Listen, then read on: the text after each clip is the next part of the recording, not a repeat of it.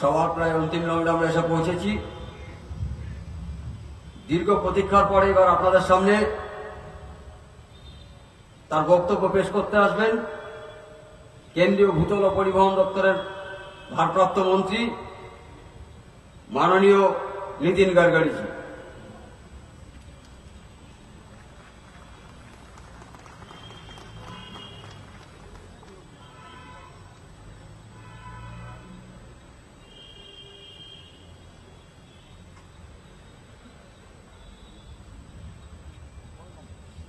हमारे इस क्षेत्र के उम्मीदवार श्री देवाशीष मित्रा जी, हमारे दूसरे उम्मीदवार डॉक्टर तपन चंद्र दास जी, वेस्ट बंगाल के हमारे जनरल सेक्रेटरी डॉक्टर सुभाष सरकार, स्टेट कमेटी के मेंबर श्री विजय बैनर्जी, इस क्षेत्र की अध्यक्ष सुप्रिया महाजन, मंच पर उपस्थित सभी प्रमुख नेतागण और उपस्थित सभी भाई और बहनों,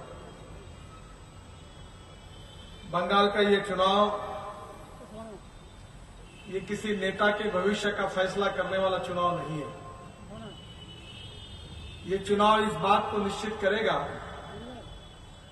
कि बंगाल आगे किस प्रकार से आगे बढ़ेगा।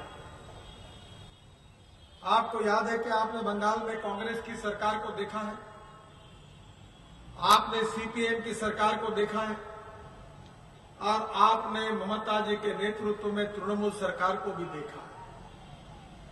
आज बंगाल की हालत ये बनी हुई है कि बंगाल के बेरोजगारों को रोजगार नहीं है, गांव में जाने के लिए रोड नहीं है, पर्याप्त बिजली नहीं है, गरीब और गरीब होते जा रहा है और बंगाल की हालत बिगड़ती जा रही है।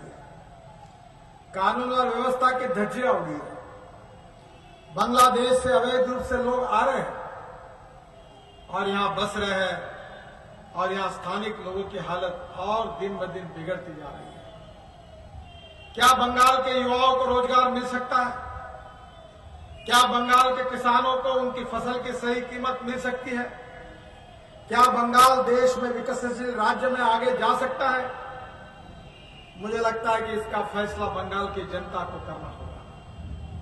नरेंद्र मोदी जी के नेतृत्व में दिल्ली में भारतीय जनता पार्टी की सरकार और हमने ये तय किया कि देश में हम ऐसी आर्थिक नीति लाएंगे जो गांव गरीब मजदूर किसान का कल्याण करेगी, बेरोजगारों को रोजगार देगी, हर गांव में अच्छे रोड रहेंगे, हर गांव में पीने के लिए पानी मिलेगा, हर गांव में जाने के लिए रोड के साथ 24 घंटे बिजली होगी। अगर बिजली नहीं होगी तो उद्योग कहां से आएंगे और उद्योग नहीं आएंगे तो जवान लोगों को रोजगार कैसे मिलेगा। आज बंगाल में क्षमताएं हैं पर बंगाल विकसनशील राज्यों के रूप में बहुत पिछड़ा हुआ। मध्य प्रदेश बीमारू राज्य था, वहां कृषि विकास का दर 23% पिछले साल था, इस साल 20% है और बंगाल में कृषि विकास का दर 3% से भी कम है। बंगाल के गांव में लोग दुखी हैं, बंगाल के बेरोजगारों के हाथों के लिए काम नहीं है।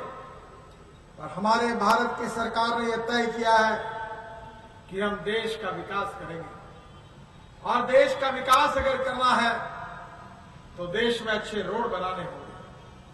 जब मोदी जी के नेतृत्व में हमारी सरकार आई तो रोज केवल 2 किलोमीटर पर डे रोड बनते थे।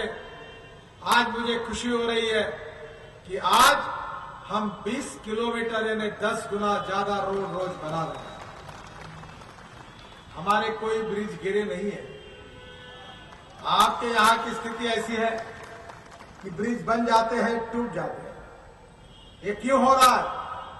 अच्छे ब्रिज क्यों नहीं बन रहे? अच्छे रोड क्यों नहीं बन रहे?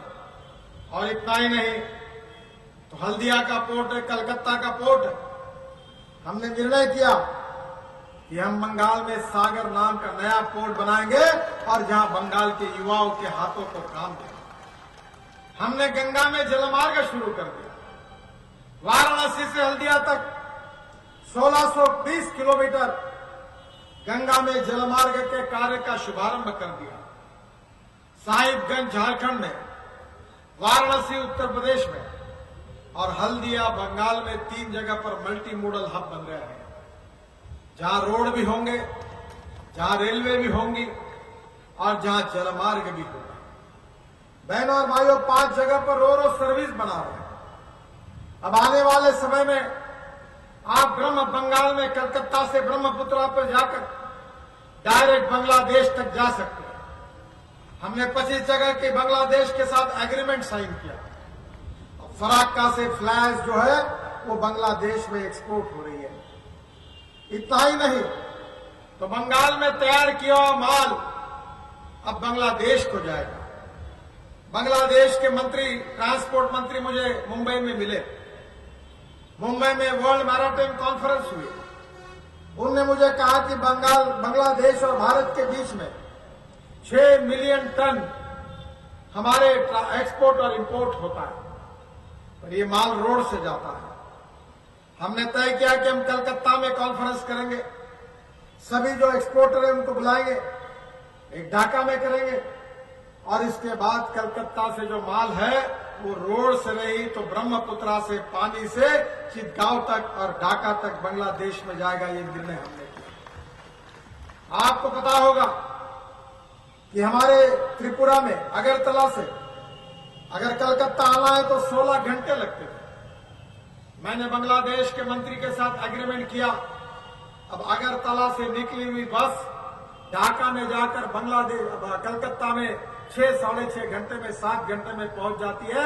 जाना आना हमने शुरुआत कर दिया। बांग्लादेश के साथ जमीन और पानी के विवाद थे, अनेक सालों से जो सुलझाए नहीं जा रहे थे। नरेंद्र मोदी जी के नेतृत्व में हमारी सरकार ने इन सब समस्याओं को सुलझाया। हम बंगाल में उद्योगों की स्थापना करना चाहते हैं, खेती में नए नए प्रयोग करके गांवों को मजबूत बनाना चाहते हैं। हम बंगाल की आर्थिक नीति ऐसी अपनाना चाहते हैं कि बंगाल को एक सुखी, समृद्ध और संपन्न राज्य के रूप में हम देश में निर्माण करें। आपने सीपीएम को आजमाया, आपने कांग्रेस को आजमाया, क्या मिला बंगाल को? लाल झंडा लेकर गांव गरीब मजदूर किसान की बात करते हुए कम्युनिस्ट पार्टी ने, सीपीएम ने बंगाल पर राज किया, क्या मिला? वही गरीबी, भूखमरी और बेरोजगारी के सिवा कुछ नहीं मिला। बहनों और भाइयों, कांग्रेस को इसके पहले अवसर मिला, कांग्रेस ने बंगाल को बर्बाद किया। दोनों से तंग आकर जनता ने ममता जी को चुनकर दिया, और ममता जी की सरकार ने क्या किया? एक के पीछे एक कांड होते रहे, एमपी एमएलए जेल में जाते रहे, कोई शारदा चिटफंड की बात चलती, कोई इसकी बात चलती, और उन्हीं के नेताओं ने बंगाल की गरीब जनता को लूटने का काम किया। सपना दिखाया था बंगाल के विकास का, सपना दिखाया था गांव गरीब मजदूर किसान के कल्याण की बातें की गई थी, और सच्चाई यह है कि बंगाल आगे जाने के बजाय पीछे चला गया। नेताजी सुभाष चंद्र बोस, इस भूमि पर उनका जन्म हुआ है। स्वामी विवेकानंद जी इस भूमि से आए हैं। यहां प्रतिभा है, संपन्नता है, अच्छी जमीन है, पर बंगाल में भूखमरी और गरीबी के सिवा बंगाल में कुछ नहीं मिला। बहनों और भाइयों, ये सीपीएम, कांग्रेस और तृणमूल कांग्रेस यह आपकी गरीबी, भूखमरी और बेरोजगारी को दूर नहीं कर सकते। ये बंगाल का विकास नहीं कर सकते। नरेंद्र मोदी जी के नेतृत्व में हमारी सरकार ने ऐसे निर्णय किए कि गांव गरीब मजदूर किसान के कल्याण की नीतियों को अपनाया। इंदिरा गांधी जी ने बैंक राष्ट्रीयकरण की बात की थी। उन्होंने कहा था कि हम गरीबों को बैंकों से लोन देंगे, पर नहीं दे पाए। केवल बैंकों में 3 करोड़ 70 लाख बैंक अकाउंट्स खोले थे। हमने प्रधानमंत्री जनधन योजना लाई और 21 करोड़ 70 लाख गरीब लोगों के बैंक अकाउंट खुल गए। 36,000 करोड़ का डिपॉजिट बैंकों में आया, और उन्हीं लोगों को डेबिट कार्ड मिला, और वो बैंक में व्यवहार करने, गरीब लोग बैंक में व्यवहार करने लगे। बैंक में खाते खोलने के बाद प्रधानमंत्री जीवन सुरक्षा के आधार पर इंश्योरेंस पॉलिसी मिली, और ऐसे इसी प्रकार से अटल पेंशन योजना आई। बहनों और भाइयों, यूरिया के लिए लाठीचार्ज होता था, हमने नीम कोटेड यूरिया लाया, और आज आज देश में कहीं यूरिया के लिए लाठीचार्ज नहीं होता तो यूरिया का सरप्लस प्रोडक्शन देश में होगा। बहनों और भाइयों, हमारी सरकार ने कहा था कि हम नए पोर्ट डेवलप करेंगे, नए रोड विकसित करेंगे। पहली बार देश के इतिहास में हमारे पोर्ट को 4,200 करोड़ रुपए का प्रॉफिट हुआ। हमारे Cochin ship yard, dredging corporation, shipping corporation को मिलकर सब प्रॉफिट में आए। देश बदल रहा है। देश की गांव, गरीब मजदूर, किसान की तकदीर बदल रही है। बेरोजगारों के लिए स्किल डेवलपमेंट की बात आई, टेक्निकल एजुकेशन की बात आई। अब गांव बदल रहा है, देश बदल रहा है, गरीब बदल रहा है। क्या बंगाल इस प्रक्रिया में इस स्थिति को बदलना नहीं चाहता? क्या बंगाल में कानून और व्यवस्था मजबूत नहीं बननी चाहिए? क्या बंगाल में केवल वोट बैंक की राजनीति होती रहेगी? जो बंगाल के भूमिपुत्र है उनके साथ अन्याय होता रहेगा? आखिर इसीलिए मैं कह रहा हूं, ये चुनाव ये किसी पार्टी और किसी नेता के तकदीर का फैसला करने वाला चुनाव नहीं है। ये चुनाव बंगाल की जनता के तकदीर का फैसला करने वाला चुनाव।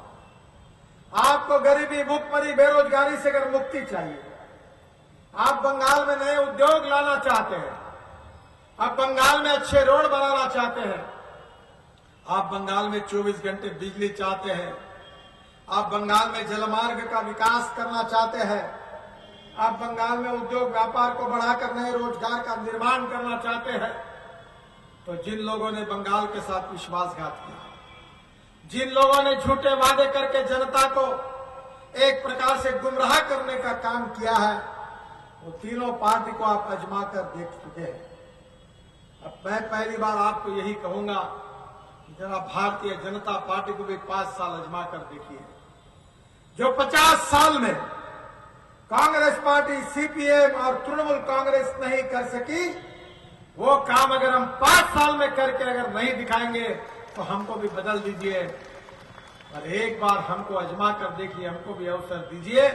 इसी बात को लेकर हम बंगाल का चुनाव लड़ रहे।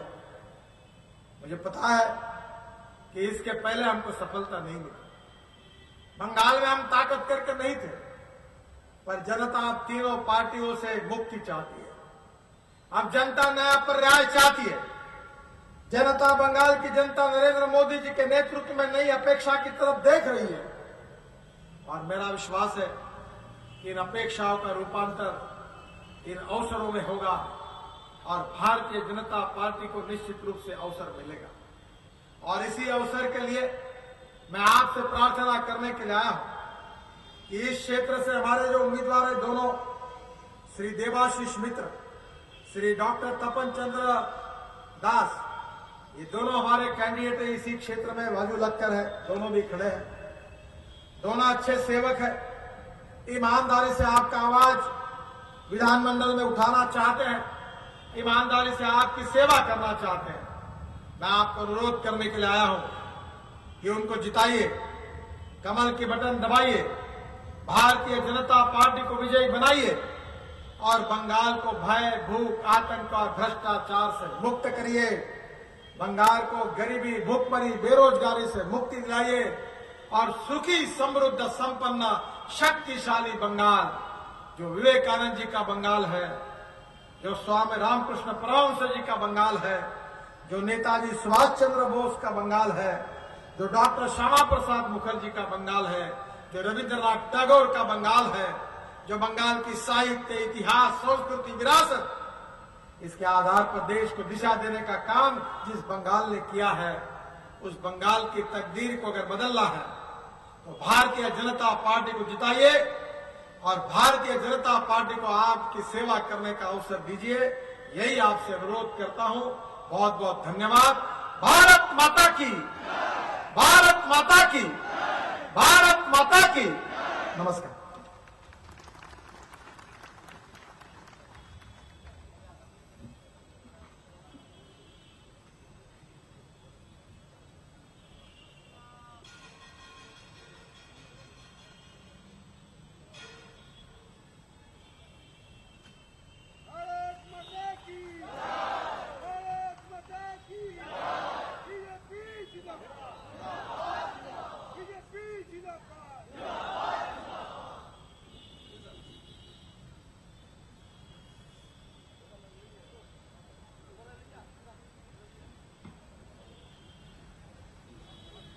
আমাদের সভা আজকের মতো আমাদের এখানে শেষ হলো। আগামী 25 তারিখ বিজেপি প্রার্থীকে পদ্ম ফুল চিহ্নে ভোট দেবেন, এই আশা রাখছি। বন্দে মাতরম, वंदे मातरम, বন্দে মাতরম, वंदे मातरम। বিজেপি জিন্দাবাদ।